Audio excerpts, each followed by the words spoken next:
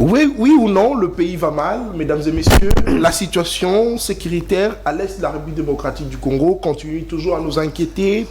Vous le savez, le procès de Corneille Nangaa s'est ouvert, c'était depuis le mercredi dernier, ça se poursuit.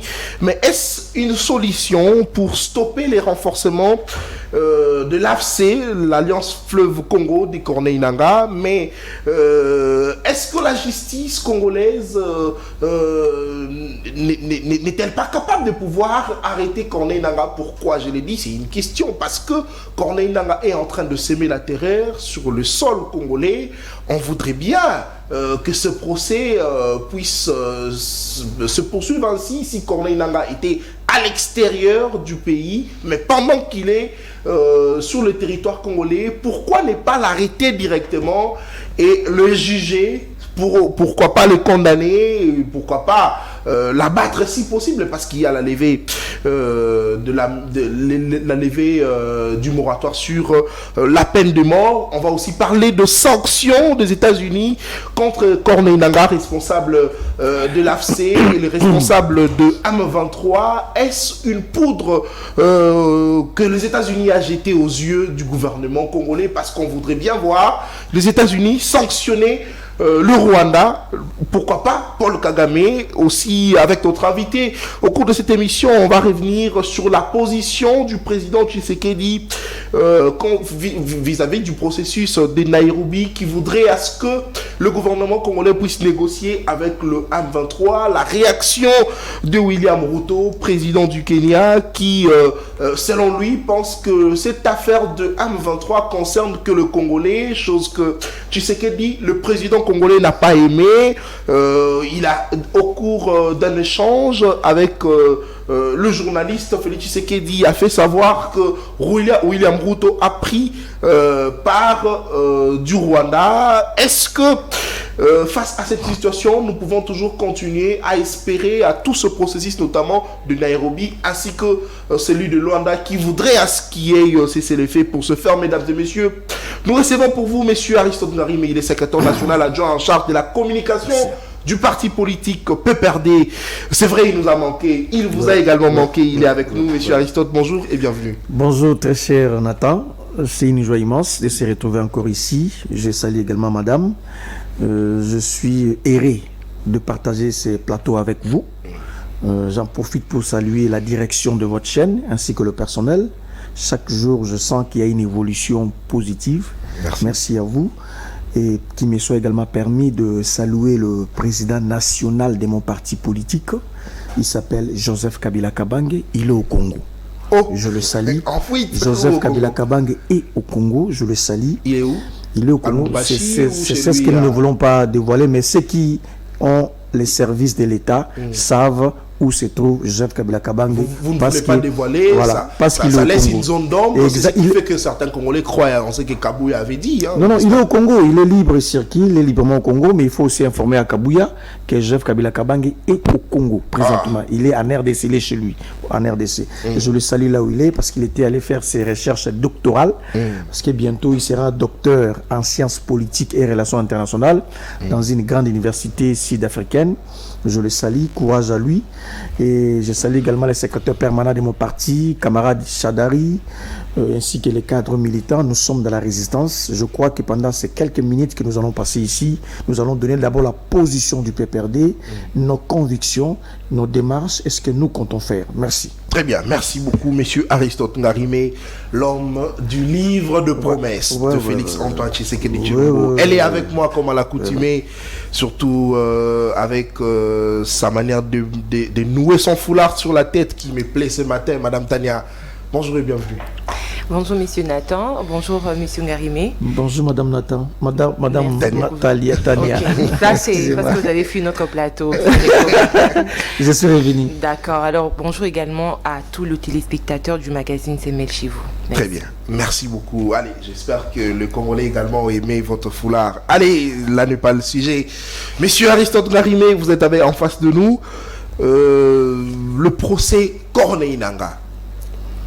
Quelle lecture faites-vous aujourd'hui depuis l'ouverture de ces procès, ainsi que le nouvel qu'on apprend de certains prévenus, surtout M. Eric Koumba, qui au cours de ce procès a fait savoir que le fils Museveni, c'est lui qui le soutient, qui les subventionne, qui les je dirais, finance avec de moyens. Ils étaient à Kigali pour des réunions, c'est lui qui les avait logés dans un hôtel. Quelle lecture faites-vous déjà aujourd'hui, depuis le début de ce procès, Corneille Nangaa? Je suis fort convaincu que le gouvernement s'est trompé de Kirser. Le gouvernement n'a pas pointé là où il faut pour résoudre définitivement le problème de Nangaa ou de l'insécurité à l'Est. Pourquoi? Ils se sont trompés de Kirser. Tenez, Nangaa c'est un rebelle. Il a pris les armes. La philosophie politique de Nangaa, la psychologie politique de Nangaa, je suis fort convoqué encore une fois, il ne peut pas avoir peur d'une condamnation par coutumance, parce que c'est un rebelle. Celui qui a osé prendre les armes en créant un groupe rebelle, face à un tel messier, ce n'est pas une justice, une condamnation par coutumance qui ferait reculer Corneille Nangaa. Parce que psychologiquement, il était préparé à aller jusqu'au bout parce qu'il a pris les armes. Très bien. Donc, ce qui se passe, à mon humble avis, c'est une action superfétatoire, une action superficielle. C'est du populisme. En soi, ça ne va rien changer sur le terrain. Moi, j'aurais voulu que nous puissions, que l'État congolais puisse d'abord gagner du terrain, récupérer certaines localités, chasser Nangaa jusqu'à soit à Rwanda ou soit je ne sais pas où, et par la suite, on puisse initier une action judiciaire. Non, mais pendant qu'il y a de quoi, qui c'est qui sont arrêtés? Et comment vous pensez que c'est du populisme ce qui est en train d'être fait? C'est du populisme dans quel sens? C'est dans le sens de la finalité de cette action. La finalité. L'objectif voulu chercher par ces régimes, je crois que cet objectif ne sera pas atteint. Vous êtes d'accord avec moi? L'objectif, c'est que Nangaa puisse libérer les localités sous son contrôle. Vous êtes d'accord avec moi? Il faut que Nangaa puisse laisser les armes. Vous êtes d'accord avec moi? Il faut que Nangaa puisse se soumettre ou respecter les institutions de la République. Et moi, je suis en train de réfléchir. Est-ce que c'est avec cette condamnation par coutumance qui fera que Nangaa puisse libérer Kanabayonga? Donc, on a condamné Nangaa hier ou soit aujourd'hui. Du coup, Nangaa libère Kanabayonga. Nangaa libère Bunagana. Nangaa libère toutes les localités. Non, je vous dis, c'est une action superficielle, une action superfétatoire. Je vous le dis sans peur d'être contredit. Il n'y a que deux manières pour trouver la solution dans le dossier Nangaa. Il n'y a que deux manières. L'aspect judiciaire, il faut excommunier ça. Pour moi, c'est prohibé. Et je vous propose deux manières. La première manière pour trouver la solution définitive dans le dossier Nangaa, c'est d'abord la négociation, le pourparler, le dialogue, les échanges. Avec Nangaa. Je vais arriver, justement. Mais chose que le gouvernement congolais refuse. Le gouvernement congolais est en train de faire ça en catimini. Le gouvernement congolais est en train d'initier le dialogue en catimini. Le gouvernement congolais ne voudrait pas que la nation soit au courant de ce qui se passe en termes de négociation. J'étais en train de dire d'abord, je parle de deux dimensions pour trouver la solution. Très bien. Je parle de la négociation, de dialogue, de pourparler avec Nangaa. Ça, c'est la première hypothèse. La deuxième hypothèse, c'est quoi? C'est l'usage de force. Ça veut dire, vous descendez sur le terrain, vous donnez le moyen à nos forces armées, que nos forces armées puissent ouvrir le feu afin de récupérer les localités. Donc il n'y a que la négociation et l'usage de force. L'aspect là de condamnation par coutumance, c'est une vaste blague. Ça peut constituer un moyen de pression contre Nangaa. Je vous dis, là vous avez affaire à un rebelle. Il n'est plus Nangaa que vous aviez connu, qui était là en train de publier. On peut dire qu'on a affaire à un frustré. Ça, je vais arriver, mais ici, on a pris affaire à un Nangaa qui était président de la CENI, qui était un monsieur citoyen simple, qui ne portait pas les armes, qui ne mettait pas de tennis. Mais cette imitation du président de la CENI à un président d'un groupe rebelle, ça il y a aussi dans sa psychologie. Psychologiquement, par là, il devient dire Donc ce n'est pas des papiers là de la justice qui va faire reculer Nanga. Ça c'est une distraction. Non, Il faut simplement la négociation et l'usage de force. Il faut que l'armée puisse travailler sur le terrain. Alors, mais monsieur Aristote, nous sommes en train de constater que le camp Nanga commence à se renforcer davantage. Voilà. Est-ce que vous ne pensez pas que ce procès pourrait empêcher les renforcements momentanés du camp Nanga? Contrairement, ce procès va encore les pousser à se consolider au point de dire que nous n'avons aucune autre solution si ce n'est de faire la guerre, de continuer dans cette logique. Parce que là, il y a déjà des condamnations. Donc, c'est au contraire, il se renforce davantage. Donc, question pour lui d'échapper à ces condamnations. Voilà, c'est ça que madame a compris. Question d'échapper à ces condamnations, maintenant il faut continuer dans cette logique pour aller jusqu'au bout. Mais excusez, comment s'est renforcé pendant que son conseiller stratégique était arrêté? Il est en train de dévoiler les secrets. Oh là là. Mais est-ce que ce n'est pas une manière de le fragiliser davantage? Parce que votre bras droit a vous venez de dire tantôt ici. Le secret. Vous venez de dire tantôt ici que Nanga en effet est recruté. Nous avons vu déjà Jacques Mamba. Beaucoup de cas de jeunes gens sont allés vers Nanga. Bien qu'on a arrêté un de ses assistants, le monsieur là, un des mais l'équipe ne fait que s'agrandir. Vous voyez ce qui révèle à dire avec avec le secret que dévoile son assistant, son bras droit. Est-ce que vous pensez que ça pourrait pas le fragiliser? Ne vous trompez pas. Vous avez affaire à un rebelle. Même aux États-Unis, la manière dont on traite un terroriste, c'est différent de la manière dont on traite un monsieur civil qui vient de commettre une infraction. Il y a une manière de le traiter le dé. Très bien. Un rebelle, un terroriste, il y a une autre manière de le traiter. J'étais en train de dire ici, il n'y a que deux manières, soit la négociation. Vous savez, le gouvernement en place a peur de vous dire, vous les journalistes, que il est en train d'initier des négociations. Mais qu'est-ce que vous qu'est-ce que vous retenez? Donnez-nous les informations. Voilà. Qu'est-ce que vous retenez exactement de négociations que le gouvernement a déjà? Le gouvernement en place, d'abord, nous avons vu sur la toile. Le ministre ayant les affaires étrangères dans ses attributions, aller dans une région à Zanzibar, il y a des photos que nous avons vues en train de discuter. Effectivement, ils ont parlé de la RDC. Ils ont parlé notamment de la RDC, de l'insécurité. Le porte-parole du gouvernement a dit que ce n'est pas, ils n'ont pas négocié. Mais comment il y a que notre gouvernement qui nie, alors que le partenaire, il y avait des partenaires, même le gouvernement rwandais a dit ça. Les autres ministres ont relayé. Il n'y a que le nôtre qui dit que c'est faux. Le propos du gouvernement rwandais, c'est simplement une manière de pouvoir fragiliser le gouvernement. Moi, je crois par ailleurs, on est en train de cacher la vérité. Mais pourquoi pensez-vous, M. Aristote, que cette vérité est en train d'être cachée par le gouvernement congolais? Merci, madame. Vous savez pourquoi? Parce que M. Tshisekedi a fait croire à l'opinion qu'il va simplement gagner cette guerre par la force, par l'usage de force, par les forces armées. C'est ça, justement. Il ne met pas sur sa table la négociation pour parler. Il a dit ça tout haut. Plus jamais de dialoguer avec le M23. À la moindre escarmouche, dans sa philosophie politique, c'est l'usage de force. Maintenant, sur le terrain, vous remarquez, vous et moi nous remarquons que ce n'est pas ça sur le terrain. Aujourd'hui, Nanga occupe plus de 52 localités.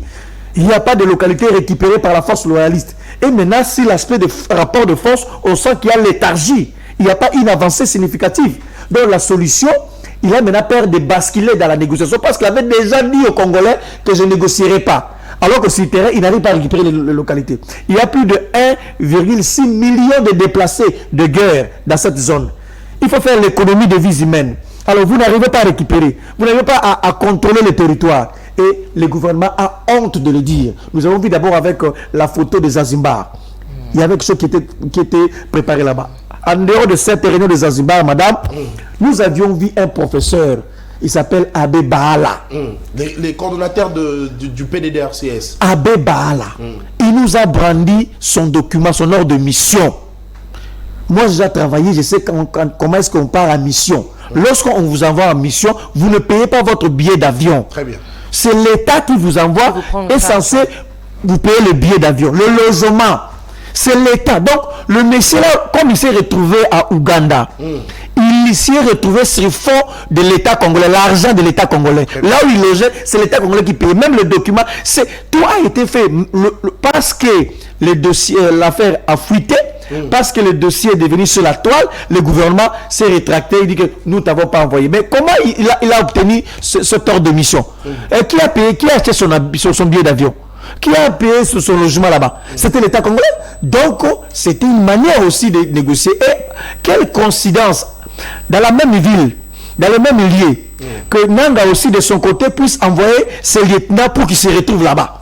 Nanga aussi de l'autre côté, il avait fait préparé une délégation pour que ça se retrouve là. Donc, non, est-ce que vous ne pensez pas que ce sont des secrets d'État mais c'est ça n'allait pas fouiller. C'est ce qu'on ne veut pas vous dire. C'est ce qu'on ne veut pas vous dire. Le gouvernement est en train de négocier en clandestinité, en catimini. Le gouvernement est en train de négocier. Le gouvernement aura peur de qui et pourquoi? Voilà. Pour éviter le gouvernement, comme j'ai répondu à madame Tania, le gouvernement avait déjà levé l'option de ne pas négocier, de ne pas faire le pourparler, de ne pas échanger en effet avec le rebelle. Mais le gouvernement... L'option de la diplomatie, c'est ce que prend le Tshisekedi jusqu'à mais non, si sa table avec le rebelle, il n'y a pas ça. Il avait dit qu'il ne négocie pas, il ne parle pas avec les rebelles. C'était ça. Il a fait croire à l'opinion qu'il y a que l'usage de force comme solution ultime, définitive. Ok, pas de problème. Mais sur le terrain, ce n'est pas le cas. Nous voulons qu'il y ait une économie de vies humaines. Peut-être des mamans qui sont là, des jeunes sœurs qui sont là, certaines filles pouvaient être nos futures femmes. On ne sait pas. Alors, si elles sont maltraitées, tuées, ils sont, je ne sais pas, en train de circuler dans les forêts, ça fait mal. Nous voulons qu'on puisse stopper. Nous voulons qu'il puisse y ait la paix. Nous voulons qu'on puisse calmer la situation. Mais nous disons ce qui suit. Il n'y a que des manières de calmer cette situation. Il y a soit la négociation que le gouvernement semble ne pas comprendre alors que ça se fait. Je ne sais pas si nous sommes suivis sur Internet. Je ne sais pas si nous sommes suivis sur Internet. Citez-moi une seule guerre, Madame Tania. Monsieur Nathan, chers internautes, citez-moi une seule guerre au monde qui s'est terminée sans pourtant qu'il y ait des contacts pour parler des négociations, des échanges. Une seule guerre au monde. Même le vaincu, celui qui est vaincu et le vainqueur, il se retrouve toujours autour d'une table pour réfléchir qu'est-ce qu'il faut faire. La charte des Nations Unies que vous connaissez là, la charte des Nations Unies, elle est reflet de vainqueurs et de vaincus. Et cette charte-là régente, organise maintenant le monde après la Deuxième Guerre mondiale. Parce qu'il y avait de vainqueurs et de vaincus. Citez-moi une seule guerre où on ne parle pas, on ne discute pas. Mais le gouvernement veut nous faire croire que c'est un gouvernement tout puissant.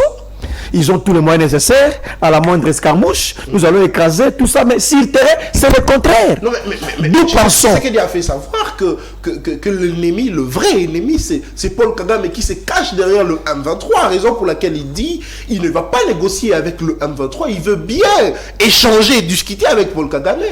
Maintenant, le vrai problème est à ce niveau-là. Mais c'est ce qui nous a fait croire ici qu'il y avait une diplomatie agissante. Moi, j'ai toujours dit qu'il n'existait pas une diplomatie agissante. Non, mais c'était une diplomatie Moutouachi. Ça n'a jamais existé. Attendez, s'il vous plaît. Mais jusqu'à ce que les États-Unis puissent sanctionner quand même Nanga, sanctionner les responsables de... Ce n'est pas sur... C'est les résultats. Ce n'est pas sur insistance, ce n'est pas sur demande, ce n'est pas sur insistance du gouvernement en place. Les États-Unis, à ses experts, à ses ONG, à des canaux pour se prononcer à ce point. Mais maintenant, vous aviez dit que vous avez affaire à Kagame.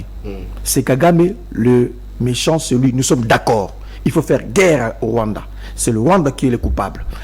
Mais en même temps, ici, la condamnation de Nanga donne l'image que c'est une affaire congolaise. Que le Rwanda n'a rien à voir. Parce que Corneille Nanga, c'est le chef rebelle, il est congolais. D'ailleurs, Kagame dira, vous aviez condamné Nanga dans votre justice. Donc c'est une affaire interne. La charité bien ordonnée. C'est une affaire interne congolaise. Le nôtre ici. Alors, c'est ça le grand problème maintenant. Je ne nie pas plus profond de moi que Kagame y est pour beaucoup. Oui, Kagame y est pour beaucoup.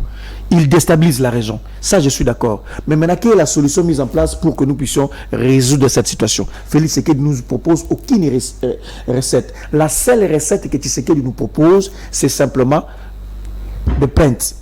Le Rwanda nous agresse, Ouganda nous agresse, nous sommes agressés. Et sur le plan de la protection de la République, il fallait en effet engager la guerre contre le Rwanda. Il fallait le faire. Pourquoi il ne le fait pas? Parce qu'il a déjà pointé du doigt l'agresseur. puisqu'il connaît que c'est Kagame qui est l'agresseur, que c'est lui qui est l'auteur. Alors lui, qu'est-ce qu'il fait pour en effet stopper cela, en dehors du fait de dire que le Rwanda nous agresse, nous sommes... Donc retenez ce qui suit. Tshisekedi n'a aucune solution pour donner la sécurité dans la partie est du pays. Tshisekedi a lamentablement échoué. Il tente de négocier. Sur le plan de terrain, nous ne voyons rien. C'est lui le commandant suprême, c'est lui le chef.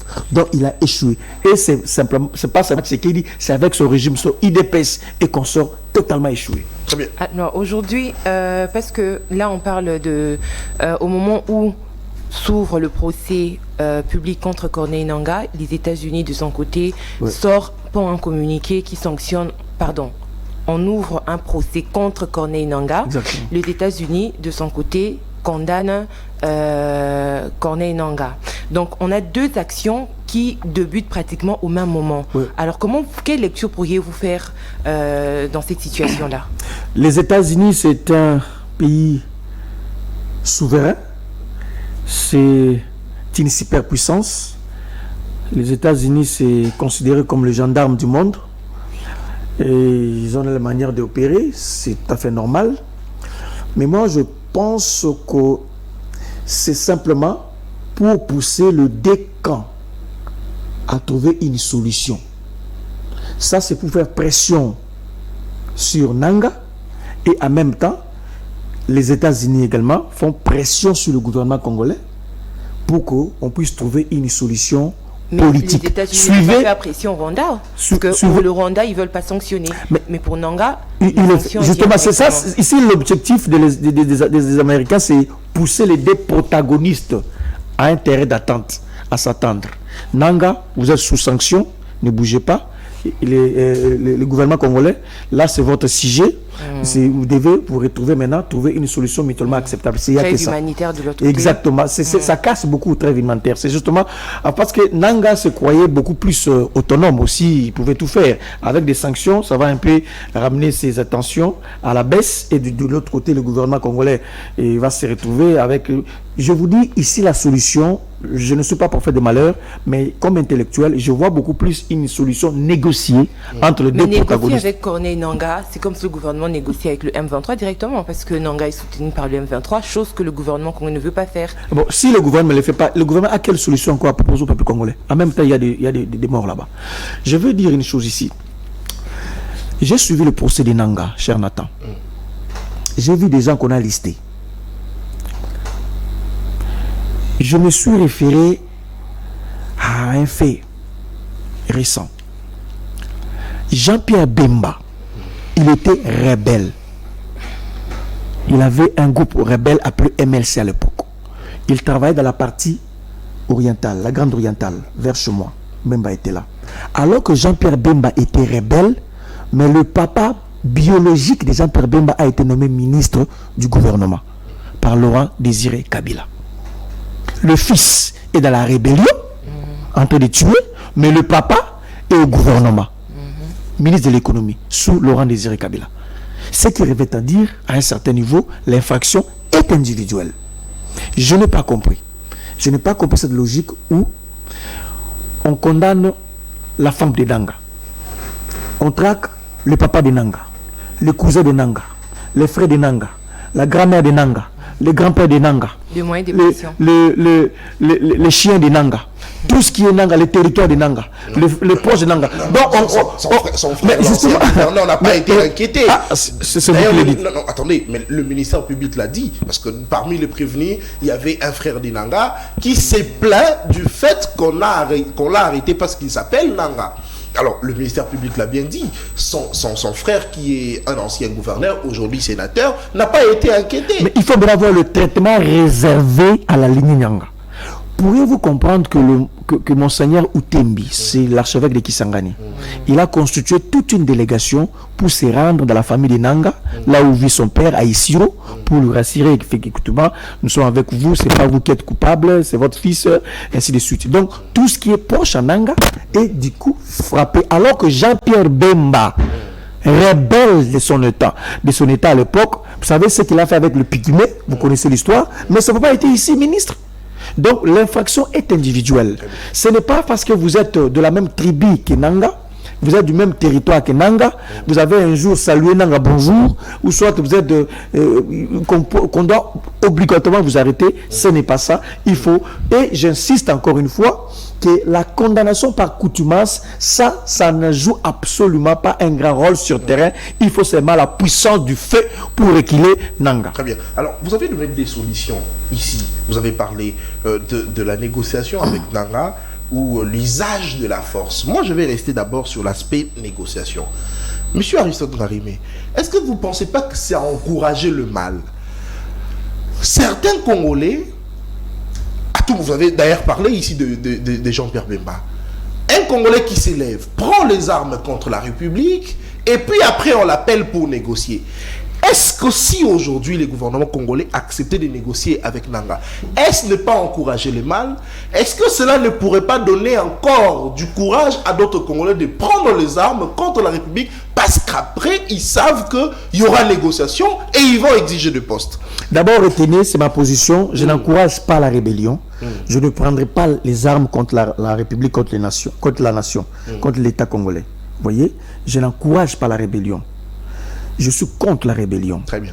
Mais la grande question qui taraude mon esprit, pourquoi est-ce que certains Congolais prennent les armes contre l'État congolais? Bien que je pour leurs intérêts. Hein? Bien que je n'encourage pas ça. C'est ça la grande question. Mais maintenant, pour leurs intérêts, votre question est fondamentale. Votre question est fondamentale. Maintenant, il faut se poser une seule question. Si vous ne voulez pas négocier pour faire l'économie des vies humaines, alors quelle est la solution définitive que vous avez pour éradiquer l'insécurité à l'Est? Parce que nous avons besoin de la paix. L'usage de la force. Mais sur terrain, notre deuxième hypothèse. Je suis d'accord, j'ai proposé des hypothèses, mais sur terrain, ce n'est pas le cas.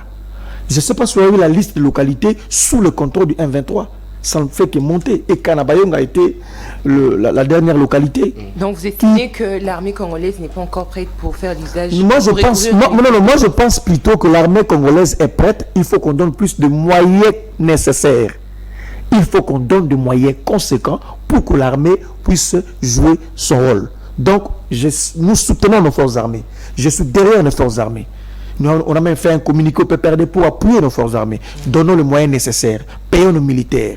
Achetons tout ce qu'il faut comme armes et munitions pour que nous puissions traquer. Donc, je mets sur la table... C'est une question de moyens. De la motivation, c'est ça. Deux hypothèses. Exactement. La négociation ou soit, en effet, l'usage de force. C'est ce que j'ai donné comme solution. Monsieur Aristote Ngarimé, parce que vous constatez que le gouvernement, le pouvoir de Tshisekedi est limité pour apporter une solution, mais est-ce que vous pensez que un dialogue entre Congolais, une négociation entre Congolais pour donner des idées sur la solution, les différentes solutions qu'on peut apporter, pourrait être une bonne décision? Question de puiser également de l'intelligence du côté PPRD, savoir ce que Kabila avait fait pour mettre fin à cette guerre à l'Est. Très cher journaliste, je l'ai dit avec le sérieux humain le plus poussé. Le régime en place, c'est un régime de règlement des comptes. C'est un régime conflictuel. C'est un régime qui ne favorise pas la cohésion nationale, l'unité nationale. Non. Tenez. Le régime que vous voyez ici de M. Tshisekedi était d'abord en conflit avec les FCC. Ce régime est en conflit avec Joseph Kabila Kabange. Ce régime est entré en conflit avec François Béa. Ce régime est entré en conflit avec Bisselele. Ce régime est entré en conflit avec Moïse Katumbi. Ce régime est entré en conflit avec Jama Kabundu. Ce régime est entré en conflit avec Vital Kamerhe. Ce régime est entré en conflit avec Fayoulou. Ce régime est entré en conflit avec Jean-Pierre Bemba. Ce régime est entré en conflit avec Nanga. Ce régime est entré en conflit avec Frank Diongo. Ce régime est entré en conflit avec tout le monde. C'est un régime conflictuel. Ce n'est pas eux qui ont déstabilisé le régime. Non, voilà. Les mâles, c'est toujours les autres. Et seulement avec Kamerhe et Bemba, ils ont arrangé. Mais justement, c'est un régime conflictuel. Donc, le régime en place, c'est un régime conflictuel. Même vous, là, bientôt, vous aurez des conflits avec ces régimes. Parce que je vois déjà commencer à parler. Donc, on en a déjà parce qu'on a le courage de... Voilà. Donc, un régime, voilà des listes de personnalités que j'ai citées ici. C'est juste l'échantillon. Non seulement des conflits avec le Congolais, et ce régime est en conflit même avec les voisins. Ici, chez le président Sassou. Le régime n'est pas en ordre de sainteté. Conflit avec le Brazzavillois, conflit avec les Angolais, conflit avec les Ougandais, conflit avec le Rwandais, conflit avec les Tanzaniens, conflit avec le Kenya, conflit en interne, conflit en externe. Donc ça, c'est quel régime est conflictuel? Conflit avec Chadari, conflit avec le PPRD, conflit avec... c'est un régime conflit presque partout. Un régime conflictuel. C'est pourquoi je vous donne raison. Il faut à un certain moment que l'actuel président de la République puisse se rendre compte qu'effectivement, j'ai créé le conflit avec tout le monde. Il faut ne serait-ce qu'essayer d'arranger, de parler avec les... Comment? Parce que... Comment pourriez-vous comprendre? Dites-moi que... Je ne suis pas d'accord. Dites-moi que j'ai menti. Dites-moi que c'est faux, qu'il n'était pas en conflit avec la FCC. Dites-moi que c'est faux, il n'était pas en conflit avec Kabila. Dites-moi à quel moment le régime entre en conflit avec toutes ces personnes? Voilà. Le régime entre en conflit avec FCC, avec Kabila, avec François B, avec Bisselel, avec Moïse Katumbi, avec Jean-Marc Kaboun, avec Vital Kamerhe, avec Fayoul, avec Bemba, avec Nanga, avec Franck Diongo, avec Jacques Olvemba, avec tous les politiciens. Si seulement vous osez les rappeler leurs devoirs, le respect des textes, le respect de la Constitution, la sacralité de l'État. Lorsque vous voulez faire comprendre à ces régimes que vous faites une fausse route, du coup, on vous excommunie. Je veux ici que vous puissiez me dire que ce régime n'est pas entré en conflit avec le FCC, je comprendrai. Dites-moi que ce régime n'est pas en conflit avec Kabila, je comprendrai. Dites-moi que ce régime n'est pas en conflit avec François Béa, je comprendrai. Dites-moi qu'avec Bisselel, je comprendrai. Dites-moi avec Moïse Katumbi, je comprendrai qu'ils ne sont pas en conflit. Jean-Marc Kabound, leur propre fils, et à Makala. C'est un régime conflictuel. Et vous me demandez encore à nous, PPRD, de venir là-bas dans un régime conflictogène. Non, mais monsieur non, mais IDPS en soi, c'est un parti conflictogène. Oh, donc le régime est encore en conflit avec l'UDPS. Mais justement, le régime, même à l'UDPS de conflit, donc le régime est même en conflit avec l'UDPS. Le parti porte un parti. Ils ne sont pas partis, madame, c'est très grave ce qui se passe à l'UDPS. Donc c'est un parti conflictuel. Un régime de règlement des comptes. Le régime est en conflit avec son propre parti UDPS. Ça, c'est quel régime? Et vous nous demandez à nous? C'est très grave. Monsieur Aristote, je peux être d'accord avec vous lorsque vous évoquez les conflits en interne, parce qu'on comprend que c'est une famille. La RDC, c'est une famille où on peut avoir un enfant turbulent qui frappe l'autre et il y a conflit. Ça, c'est vrai. Mais lorsque vous parlez du conflit externe, vous avez dit ici que le régime est en conflit avec l'Ouganda et le Rwanda. Ça, je ne suis pas d'accord avec vous. Parce que ces conflits ont commencé depuis très longtemps. Est-ce qu'on va dire ici que Kabila aussi avait des conflits avec le Rwanda et l'Ouganda? Était conflictuel? Non. Quand M. Tshisekedi est arrivé, la région de la Grand Lac, la région de Grand Lac qui n'existe plus, mais la sous-région était en paix. Lorsque tu sais, je vais avancer. Justement, il y avait la paix dans quel sens? On se respectait de loin. Il n'y avait pas des escalades comme aujourd'hui. Où je vois Tshisekedi d'arriver en Belgique et il dit que non, Kagame c'est un dictateur. Lui, il ne peut pas dire ça. C'est un opposant qui doit dire ça. Lui, l'opposant d'un pays, arrivé en Belgique, dit Kagame c'est un dictateur. Non, c'est pas. Donc, je vais arriver. Voilà. Exactement. À quel moment Félix Tshisekedi est entré en conflit avec le pays voisin? Exactement. Le Congo-Brazza. Exactement. Très bien, une belle question. Quand Félix Tshisekedi arrive au pouvoir, la sous-région était calme. Bien qu'on se respecte, il y avait des tensions, mais on se respectait de loin. Il n'y avait pas les escalades quand Tshisekedi est arrivé au pouvoir. C'est alors qu'on a vu ça. Il est allé trop loin avec le Rwanda, signant les accords que vous connaissez et que nous ne connaissons pas avec le Rwanda. Il est allé trop loin avec l'Ouganda, au point de sous-évaluer les morts de Kisangani. Alors que la Cour internationale de justice avait des attentions, mais on a sous-évalué le mort de Kisangani. Il est allé trop loin. Il a signé des accords. Il a amené notre pays dans une organisation qu'on appelle EAC. C'est comme si Mobutu n'était pas intelligent pour nous amener là-bas. Laurent Désiré Kabila, Joseph Kabila Kabange, nous tous là, on n'était pas intelligents pour amener le pays dans l'EAC. Mais le régime en place a amené le pays dans l'EAC. Nous comptons aujourd'hui des conflits. Donc, l'arrivée de M. Félix Tshisekedi au sommet de l'État, il a amené le pays dans l'EAC, ne sachant pas que l'EAC est constitué des pays qui n'aimait pas la grandeur de la RDC, le décollage de la RDC, et il nous a amené là-bas dans la guerre du lion, et il y a des conflits aujourd'hui. Donc avant son arrivée, on ne parlait plus de M23 parce que M23 était défait en 2013. On n'en parlait plus. Avant qu'il arrive, on n'avait pas de tensions comme ça avec le Rwanda, on n'avait pas de tensions comme ça avec l'Ouganda. C'est son arrivée qui a créé tout ça. C'est pourquoi il y a des conflits en interne d'abord. Donc un régime conflictogène, moi je pense qu'il est plus que temps de stopper un peu la marche et de regarder et de dire que non, j'ai créé trop de conflits. Il faut maintenant chercher à réunir le Congolais, faire ce qu'on appelle la cohésion nationale, ne serait-ce que la cohésion nationale. Il y a même des conflits sociaux. Je ne dirais pas trop là-dessus. Très bien, merci beaucoup. Allez, il s'appelle Aristote Ngarimé, secrétaire national adjoint en charge de la communication du parti politique PPRD, l'homme des livres, du livre de promesses, l'homme des conflits. Il a encore sorti un autre concept, les conflits. Et donc les Félix promesses. Tshisekedi, après les promesses, c'est maintenant le conflit. Félix Tshisekedi, conflictuel. Les régimes conflictuels en interne comme en externe. Il a expliqué. Si vous avez également de questions, veuillez nous les envoyer. Nous allons également lui poser. Allez, on parle également cette fois-ci au cours de cette émission de la position de Tshisekedi vis-à-vis de différents processus de paix pour terminer en tout cas cette guerre à l'Est. On a le processus de Nairobi dirigé comme ça justement par le facilitateur Uhuru Kenyatta qui voudrait à ce que le gouvernement congolais puisse négocier avec le M23. Ça, c'est le premier, la première, je dirais, étape. La seconde, c'est le processus de Luanda qui voudrait à ce qu'il y ait cessez-le-feu, dirigé comme ça par le président de l'Angola. Mais aujourd'hui, Tshisekedi réagit face au processus de Nairobi et dit que William Ruto a pris fait, enfin, ça veut dire il a soutenu le Rwanda au détriment de la République démocratique du Congo, parce que je rappelle, William Ruto a dit que cette affaire de M23 concerne que les Congolais, parce que la délégation de différentes autorités de la RDC qui eux-mêmes ont dit que cette affaire concerne les Congolais. Mais est-ce qu'aujourd'hui vous pensez que le différent processus de paix engagé comme ça par les différents pays voisins de la RDC, aussi accepté par les gouvernants congolais, ne pourrait pas apporter de solution à cette question? Je pars d'un principe simple en relations internationales. Lorsque vous êtes faible, on ne vous respecte pas. La RDC est faible. Les relations internationales, c'est les rapports de force. Même la paix dont question, pour que cela soit réel, il faut que notre État soit fort sur terrain et que l'État soit respecté.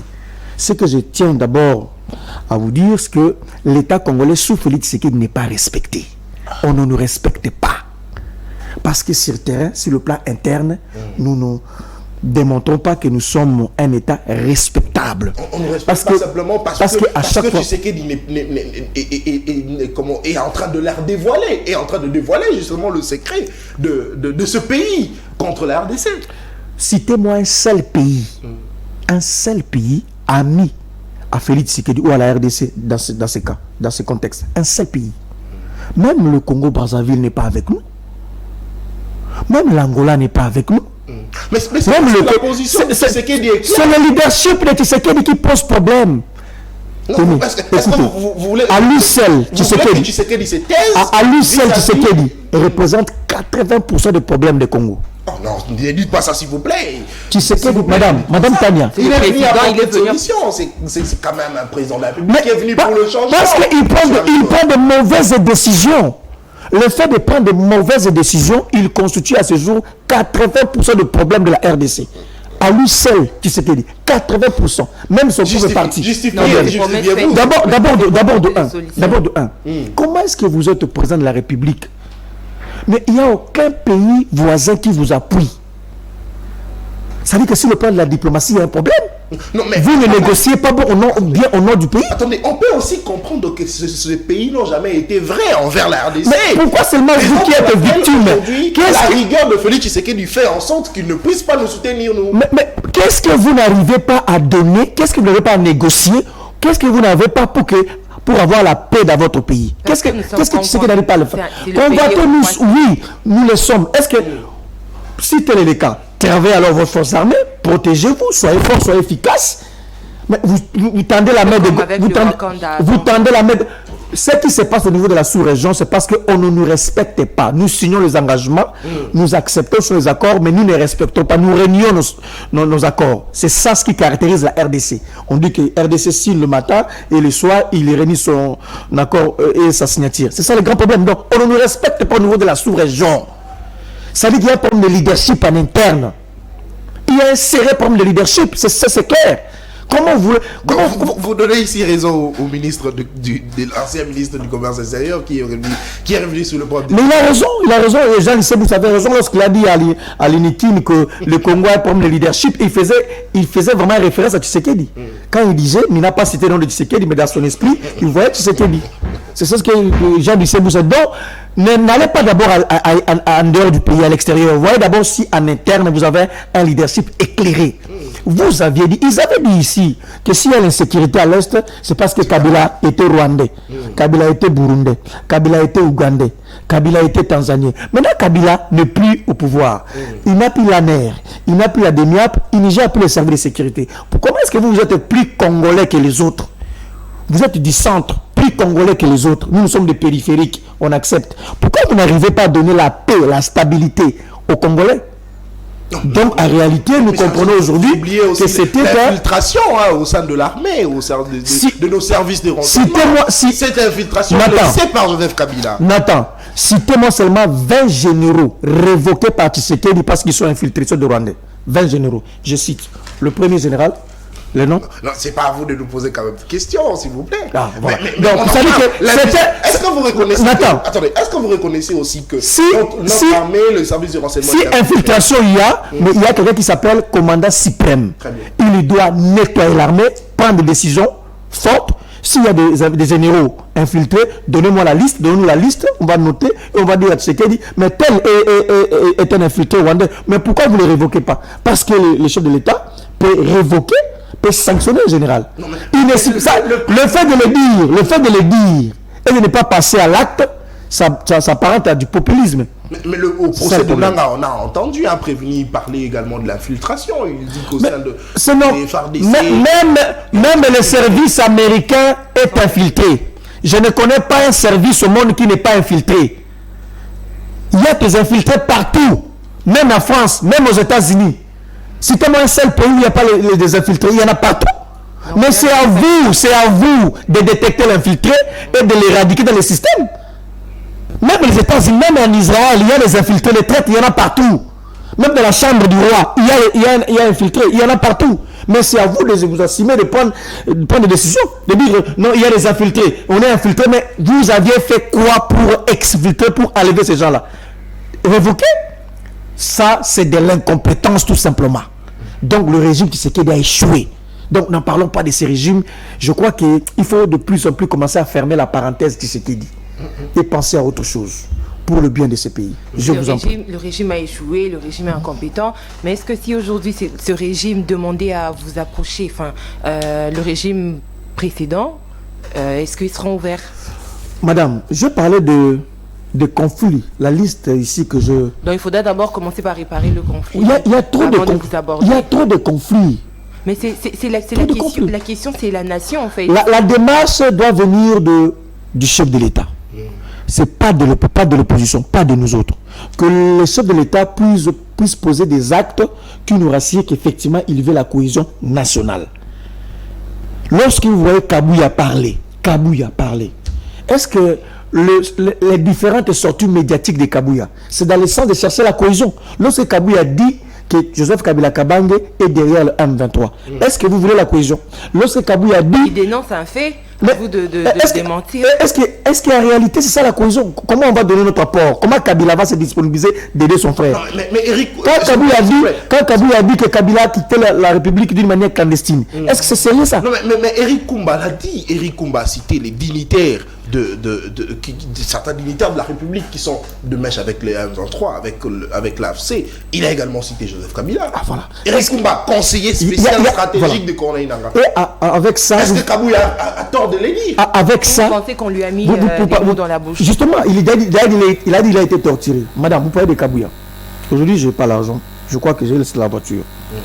Madame Tania, Monsieur Nathan, présentez-moi une seule vidéo d'Augustin Kabouya, là où il parle de l'économie, du chômage, éradiquer la pauvreté, éradiquer l'insécurité, la refondation de l'État, comment investir dans l'agriculture, comment construire les routes. Une seule vidéo d'Augustin Kabouya que vous avez déjà vu, que Augustin Kabouya est debout devant ces militants, il dit l'économie, on va faire ça, la sécurité, s'il y en a, envoyez-moi, je vous donnerai mes petits $100.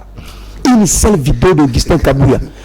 Kabouya allait défier lancé. Justement, j'ai lancé un défi. Est-ce que c'est sorti? Envoie vite, on va. Voilà, Nathan, on envoie chez vous et on envoie chez Madame Tana une seule vidéo d'Augustin Kabouya, là où il parle de l'économie. Il dit que voilà notre programme, voilà notre vision. Voilà même pendant la campagne, il l'a pas fait. Il n'a pas fait. Kabouya est tout sauf ça. Kabouya est tout sauf ça. Je me pose la question, comment un si grand parti comme l'UDPS puisse avoir un tel monsieur comme secrétaire général. Une seule vidéo. D'accord qu'il quitte, qu'il lâche. C'est une affaire interne. Moi, je trouve qu'il n'a pas ça, il n'est pas dans sa place. Mais aujourd'hui, une seule vidéo, madame. Comment voir une seule vidéo? Aujourd'hui, il est j'ai lancé le défi. J'ai lancé le défi. Dans son parti, il est traité de Rwandais aujourd'hui. Mais pas parce que c'est pas un fédérateur, Augustin Kabouya.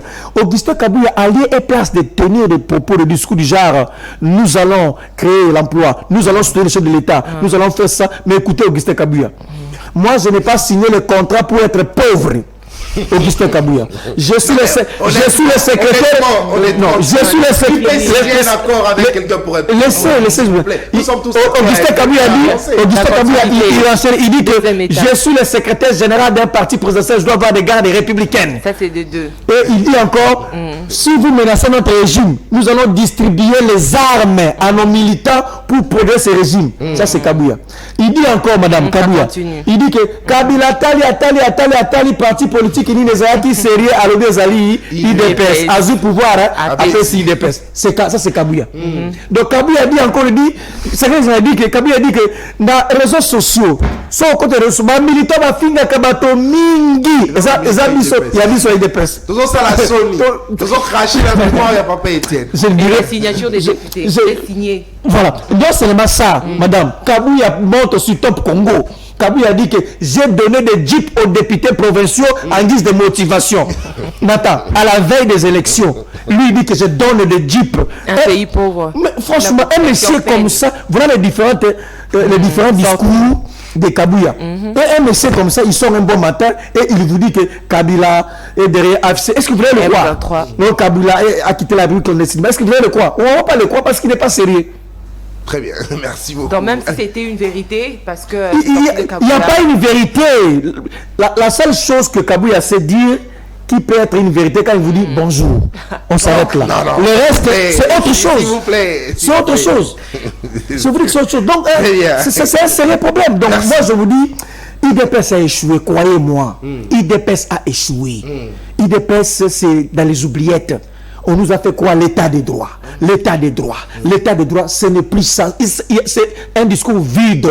Le parti risquerait de disparaître. Mais déjà, ils étaient unis dans l'opposition, mais désignés autour du pouvoir. Je ne dirais pas plus que Maman Marthe, lorsqu'elle a dit à Paul Tshilombo. Maman Marthe a dit à Paul Tshilombo. Tu es parti Koufi. Parti et Koufi. Kabouya a mis parti. Très bien. Merci. Kabouya a dit à Yemo, Kabouya a mis parti. Maman Marthe a lobi yango. Parti c'est Koufa lango karaté. Puis ça ne dit maraté. Il fait Maman Marthe a loba. Ndebo ndi mirabiso. Très bien. Aujourd'hui c'est. Parti et Koufa lango Maman Marthe a loba kiang. Donc c'est très grave. Très bien, merci beaucoup. Allez, petit à petit, nous sommes à la fin de cette émission. Allez, Monsieur Aristote, c'est vrai, ça fait très longtemps qu'on puisse vous recevoir sur ce plateau, mais permettez-nous de vous poser une question sur ce nouveau gouvernement avec Madame Judith Suminwa. Les Congolais ont attendu. Les Congolais ont attendu. Après les 18 ans de Joseph Kabila, on n'a pas eu une femme qui a quand même dirigé le gouvernement. Cette fois-ci, Tshisekedi est venu une première fois. Il se distingue de Kabila, il nomme Madame Judith Suminwa première ministre. Le Congolais se disait que maman est dans les Sili, parce que maman connaît mais cette fois-ci il y a Kotongamboka, tout ça. Mais après, le gouvernement investit. Quelques mois après, on se pose maintenant une question si Madame Judith Suminwa sera capable de pouvoir apporter une solution. Mais aujourd'hui, depuis son entrée en fonction, Monsieur Aristote Karimé, est-ce que vous êtes sûr qu'elle pourrait apporter de solution face au problème qu'on a? Cher Nathan, je ne crois pas à Madame Souminois. Elle ne fera absolument rien. Je vais démontrer. Laissez-moi le temps de démontrer.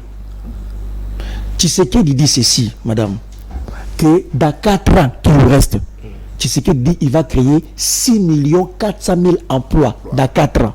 Je n'invente rien. Allez à l'ONU, Tshisekedi avait dit ça. Madame Soumina arrive pour matérialiser la vision de Tshisekedi.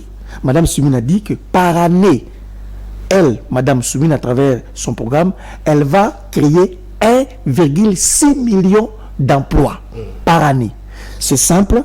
Si vous prenez 6 400 000 emplois tels qu'évoqués par Tshisekedi, vous divisez par 4, ça va donner 1,6 million d'emplois. C'est ainsi que Mme Soumina a mis dans son programme qu'elle va créer par année 1,6 million d'emplois. Je dis, voilà le problème. C'est faux. Ça ne peut pas se faire. Les conditions ne sont pas réunies pour que Mme Soumina puisse créer par année 1,6 million d'emplois. Les conditions ne sont pas réunies. Nous avions fait des recherches pour que Tshisekedi, pour que Mme Soumina puisse créer par année 1,6 million d'emplois, ce qui fera 6 400 000 emplois. Il faudrait que l'État congolais, à travers Mme Soumina, qu'on puisse arriver à créer 12 800 sociétés en RDC, pour qu'une société engage ne serait-ce que 500 personnes. Si Mme Soumina crée dans le secteur public ou privé, elle favorise pour qu'on ait des sociétés, 12 800 sociétés, c'est alors qu'on peut imaginer engager 1,6 million de Congolais par année, et à 4 ans, on aura 6 400 000. Donc, on a déjà accès à 12 800 sociétés pour arriver à engager 6 400 000 emplois, créer 6 400 000 emplois. Déjà de fausseté, de mensonges dans le programme de Mme Souminois. Donc, nous sommes ici. Dites-moi, depuis que Tshisekedi est là, quelle est l'entreprise que Tshisekedi a mis en place? Quelle est l'entreprise que le régime de Tshisekedi a créée? Et cette entreprise-là, ou ces entreprises-là, engagent combien de Congolais? Comment est-ce que vous pouvez mentir aux Congolais que vous êtes à mesure de créer 6 400 000 emplois, alors que c'est infaisable? Il n'y a pas de société. Les conditions ne sont pas réunies. Je suis allé encore plus loin, madame, pour démontrer que pourquoi je ne crois pas Mme Souminois.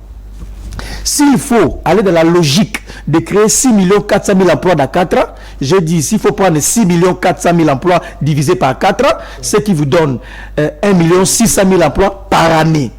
Maintenant, une année à 12 mois.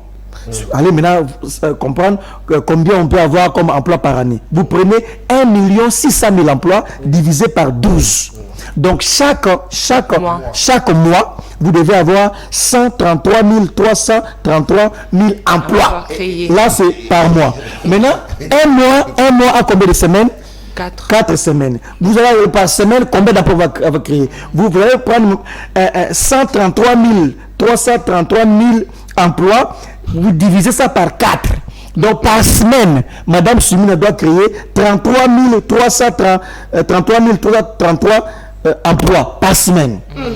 Une semaine à combien de jours? 7. Mais on enlève le dimanche parce que le dimanche ne travaille pas. Maintenant, pour avoir l'idée de par jour, vous prenez 33 333 000 emplois, vous divisez ça par 6, ce qui vous donne 5 555 emplois par jour. Maintenant, attendez, un jour à combien d'heures? 24 heures. Madame, maintenant vous prenez 5 555 emplois par jour, vous divisez par 24, ce qui vous donne par heure. Madame Soumina doit créer 231 emplois par heure. C'est faisable. Quagique. Madame Soumina, elle va rien faire. Elle va rien faire. Donc on a menti aux Congolais. Cher Nathan, on a menti. Maman Tania, on ne va pas créer 6 millions d'emplois tels qu'évoqués par Tshisekedi. Cette démonstration a neutralisé tout un gouvernement. Voilà. Donc qu'on puisse me dire que c'est que je... Donc c'est impossible. Donc, on ne va pas créer l'axe emploi de Tshisekedi qu'il a évoqué là. Ça ne sera pas réalisable. L'illusion vendue au Congolais. On a vendu l'illusion aux Congolais, tout ça, des cadioches, des choses comme ça, des copier-coller. Madame, je suis encore allé plus loin pour me renseigner. Au niveau de la sous-région, quel est le pays qui a déjà réussi à créer 6 400 000 emplois dans 4 ans, ou soit par année? Je vais faire des calculs ici, madame. Hein? Si vous allez prendre en Angola, par année en Angola, on crée 490 000 emplois par année. Alors que l'Angola a plus de sociétés que nous. L'Angola a plus de budget que nous. L'Angola, c'est un pays stable. Bien que ça, l'Angola se limite à 490. Ça, c'est Angola. Vous allez au Kenya. Kenya, c'est un pays stable. Des banques que vous voyez ici, ce sont des banques du Kenya. Mais Kenya, par année, crée 65 000 emplois par année. Ça, c'est Kenya. Vous allez en Ouganda. L'Ouganda aussi, c'est un pays stable par rapport à nous. L'Ouganda crée 600 000 emplois par année. Le Rwanda crée 500 000 emplois par année. Donc, au niveau de la sous-région. Mais je suis allé en Afrique du Sud. C'est celle Afrique du Sud qui s'est un peu démarquée. Et c'est l'Afrique du Sud, par année. L'Afrique du Sud crée 1,5 million d'emplois par année. Là, c'est l'Afrique du Sud. Et vous connaissez le niveau de l'Afrique du Sud. Donc, c'est ça, justement. De même, au niveau de la sous-région, les États n'arrivaient pas à mentir comme maman Soumi l'a fait. Vous n'avez pas enquêté sur le Congo avec le gouvernement Sama? Combien d'emplois ils ont réussi à créer? D'abord, voilà, madame. D'abord, tels qu'ils sont là. Posez-leur la question. Les 5 ans passés, Tshisekedi a créé combien d'emplois? Les 5 ans passés. Avant de nous dire que ce quinquennat ici, vous allez créer 6 400 000, mais le quinquennat passé, combien? Il n'y a pas de chiffres. Si vous allez à l'ONEM, on ne vous donnera pas les chiffres exacts. J'ai un ami à moi qui fait des recherches. Il vient de soutenir sa thèse. Il part au ministère du Travail et Prévoyance sociale. Il y a une direction qui se trouve là, qu'on appelle direction du travail. Il pose la question, monsieur le directeur, donnez-moi un peu la liste de travail, d'emploi créés durant ces 5 ans. Le ministère dit, il n'y a pas l'archivage, il n'y a pas de document. Alors, mais quand vous y allez, vous demandez à l'ONEM, présentez-moi la liste, combien d'emplois créés par Tshisekedi dans 5 ans, il n'y en a pas. Donc, il n'y a pas les chiffres exacts. Ce qui revient à dire, madame, l'emploi, Félix Tshisekedi ne va pas résoudre le problème de l'emploi. Il ne va pas le faire. Donc, c'est l'échec de ce régime. Le régime a échoué. C'est une parenthèse politique malheureuse. Nous devons faire notre deuil, nous devons prier que les jours passent vite pour qu'on en puisse finir avec ce régime. Parce que c'est très grave. Congolais, Naoki Mawa. C'est très grave. Naoki Mawa. Mais pendant ce temps, on nous dit qu'en prison, Satan de Bakar, les gens mangent 3 fois par jour. Ah! Ça c'est une vaste blague. Très bien. Je ne sais pas si vous êtes au courant. Tshisekedi est arrivé au pouvoir, le nombre des exilés en Belgique, ça a augmenté. Maintenant, en Belgique, on compte plus de 680 Congolais qui ont demandé l'exil durant l'année 650 qui ont demandé l'exil. Or, sous Kabila, c'est bien informé. Est-ce que tu voulais aussi demander? Non, elle est journaliste, voilà. Pour que je ne parle, voilà. Or, sous Kabila, était dans les 50, dans les 100, mais Félix Tshisekedi, c'est les 600. Donc, il y a l'intolérance ici sur le plan interne. 600 pendant 6 mois. Pendant 6 mois. En raison de 100 quelques par mois. Voilà. Donc, pourquoi on demande l'exil en Belgique? Parce qu'au Congo, c'est seulement en Belgique. En Belgique. Si vous allez en France, donc c'est l'intolérance. Au Canada. C'est très grave. Kabila quitte le pouvoir, Madame Tania. Kabila quitte le pouvoir. Il a laissé à prison Makala 4000 détenus à Makala. Tshisekedi arrive. Le chiffre augmente. 15 000. Trouvez l'erreur. Qui est dictateur? Qui est intolérant? Mais 15 000 là, ils mangent 3 fois. Pendant l'époque de Kabila, ils mangeaient qu'une seule fois. Que les enfants de celui qui a dit ça puissent manger la nourriture qu'on prépare aussi à Makala. Je serais que ses propres enfants puissent manger un peu ce qu'on prépare à Makala. Que lui-même puisse manger. Il a dit dans une émission qu'il mange bien, il a cité des aliments, ils sont bien soignés. Si Barnabé Mingano, il sait qu'il ne vous a pas dit. Si Barnabé Mingano mangeait bien à Makala, c'est à cause de Maman Olive. C'est à cause de PPRD. C'est à cause de Kabila. C'est à cause de Matata Pogno. Ce n'était pas à cause de l'État congolais. C'est qu'il ne vous a pas révélé. Barnabé Mingano, s'il mangeait bien à Makala, Ça code de Matata Ponyo, ça code de Joseph Kabila Kabange, ça code de Manan Chadari, ça code de Maman Olive, ça code de Kabila. Parce que c'est notre camarade, c'était notre militant. C'était pas l'État congolais. Moi, je partais souvent voir un ami qui s'appelle Jimmy Kitenge. Il a été enlevé. Je partais là-bas. Qui est ce Congolais qui peut accepter aller manger la nourriture de prison de Makala? Si c'est vrai, Nata, dans l'hypothèse où on mange 3 fois par jour à Makala, j'accepterais d'aller rester à Makala. Parce que moi, en état libre, je ne mange qu'une seule fois. Nata, moi je ne mange qu'une seule fois. Moi, je ne mange qu'une seule fois. C'est ça. Il n'y a pas que moi, il y a beaucoup de Congolais qui ne mangent qu'une seule fois. Alors, si à Makala, on mange 3 fois, nous allons tous maintenant quitter nos maisons pour aller vivre à Makala, parce que là, on mangerait 3 fois. Parce que le matin, on va vous donner à manger, à 12h, on vous donne à manger. Les soirs, qui est ce Congolais qui refusait d'aller manger 3 fois par jour? Merci beaucoup. Et Michel Banda qui n'a pas bien, ma démonstration est pessimiste. 12 800 sociétés par an, il faudrait créer pour donner 1,600 000 emplois. 1 600 000 emplois là. Je souhaite. Nalingi soit qui m'a contredit expert na bango paya. Soit bon ça ta émission débat contradictoire. Bah que ça que ce que j'ai dit, j'ai menti soit de fausseté. Nalingi, na ça la débat. N'importe qui. Bah voilà. Bon ben la ramu to ça la débat. Bo bisanga ke merci. Merci beaucoup. Pardon. Monsieur Aristote, vous avez 1 minute simplement pour la conclusion. Pour conclure, que dire d'autre? Très chers journalistes, vous constatez avec moi que l'IDPS a montré ses limites. Mais Tshisekedi a échoué. Et aujourd'hui, est-ce que vous êtes fiers de M. Tshisekedi? Non. Est-ce que vous êtes fiers de l'IDPS? Non. Raison pour laquelle Kabila doit revenir. Joseph Kabila Kabange doit revenir. Il a l'expérience de la gestion du pays. Kabila est sage. Kabila c'est un homme respectable. Kabila respecte ses engagements. Kabila c'est un homme discipliné. Kabila c'est un homme bien éduqué. Kabila c'est un homme sobre. C'est un travailleur. Kabila a la passion du Congo. Maintenant, on a compris dans les 5 à 6 ans ici qu'il n'y a pas... C'est le jour et la nuit. Il faut que Kabila puisse revenir au pouvoir. Raison pour laquelle je vais vous envoyer la vidéo, madame et M. Nata. De plus en plus, le web commence à réclamer le retour de Kabila. Ce n'est plus nous le perdre. Kabila Tosengyo, pardon. Kabila Limbisabiso, Kabila Zonga. Pourquoi? Parce que celui qui est au pouvoir va échouer lamentablement. Merci beaucoup, monsieur Aristote Ngarimé. C'est moi. Vous êtes secrétaire national adjoint à la charge de la communication du parti politique PPRD. Merci. Merci à vous d'avoir répondu à toutes nos questions. C'est moi. À Madame Tania, merci pour la compréhension. Merci beaucoup, monsieur Ngarimé. J'espère que je lirai les promesses non tenues en matière de sécurité. D'insécurité. Exactement. Exact. Le livre est là, le livre de promesses. Très bien. Merci. Et à vous qui nous avez suivis, merci de la confiance renouvelée à ces magazines. Vous avez suivi des révélations. Vous avez suivi. S'il vous plaît.